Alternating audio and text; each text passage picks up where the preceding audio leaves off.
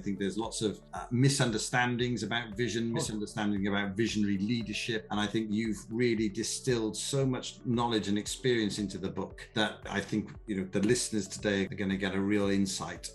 But before we get on to that, what I'd like to do is just help people understand. So how did you come to have this understanding and knowledge? What was your journey like? How did you get to that place in the first place? Right.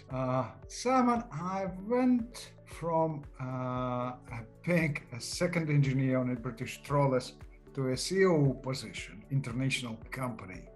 Yeah. And I was people were considered me a bit of a lunatic in the fishing industry, because I was the first one in entire global fishing industry who went for a doctoral degree being very active in the fishing industry. And even people said to me, hey man, you have enough money, why do you do this? It's strange. But I was always curious to explore something that beyond today, beyond the present.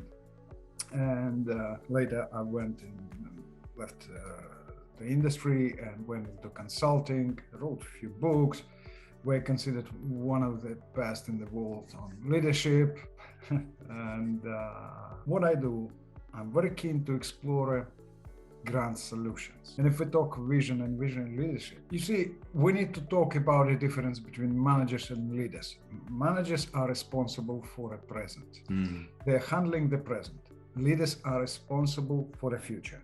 They show people where to go, how to get there, and how that future would look like. And here we have a tremendous difficulty. I did a research, and it was quite a long research in depth, talking to people from different countries, from Canada to Australia and from New Zealand to the US, all across the globe. You see, in my research, I realized that less than 0.1% of modern leaders have vision. Actually, they don't know where to go.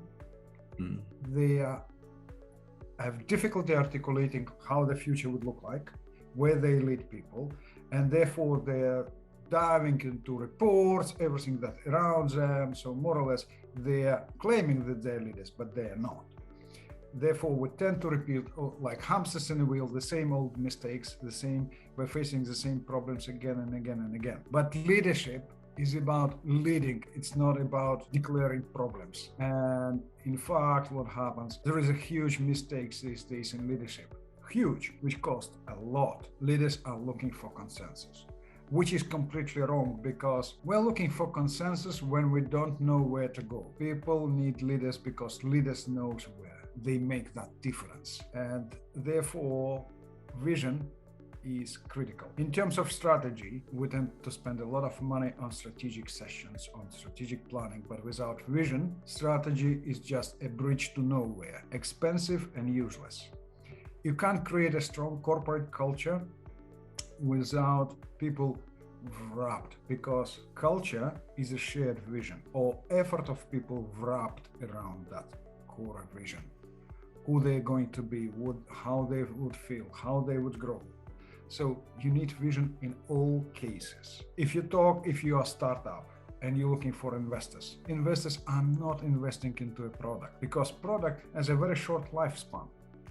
They're investing into that space that you will occupy with your vision. So vision is critical. But vision tend to be believed that is a gift, but it is not. It's a way of thinking. It's an algorithm. So I drove into this. And in my book, The Vision Code, I explored the nature of vision, how to create it for the first time in human history.